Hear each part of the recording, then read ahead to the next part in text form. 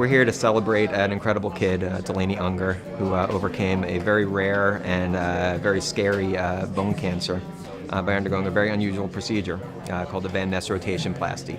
That cancer needs a combination of intense chemotherapy, which was given to her by our pediatric oncology team, and surgery. The traditional surgical option is to remove the cancer and do a knee replacement surgery. That could work well, but knee replacements aren't strong enough to withstand heavy activities like dancing, which is Delaney's main pride in life. So we did a pretty rare surgery where we removed her cancer, but we used her ankle joint to function as a new knee. It's pretty dramatic to look at. We use her ankle, have to bring it all the way up to where the knee used to be, and actually turn it on backwards 180 degrees. With good training, can end up functioning like a new knee.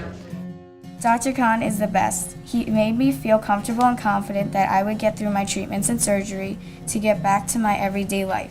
He told me the first time we met that he could fix this, and I trusted him 100%. Before I had cancer, I was very energetic and I had smiles and everything a lot. So honestly, I just kept my personality. I didn't let this one thing that I knew would eventually be fixed bring me down. Through social media, I was able to connect with others who had rotationplasty, and I could see firsthand the effects of surgery. Having a backwards foot is definitely different, but I feel lucky that I was able to have such a unique surgery that allows me to live my life without limits. Delaney has always had lots of confidence, drive, and determination. All of these traits have helped her to fight her battle and come through the other side. Her determination to dance again helped her persevere through it all, as did her amazing outlook on life. We are beyond grateful to everyone at Stony Brook Hospital for the care and treatment they gave our daughter. Dr. Khan, Dr. Parker, Dr. Hogan, Dr. Meyer, and Dr. Prakash have inspired me to want to become a pediatric oncologist.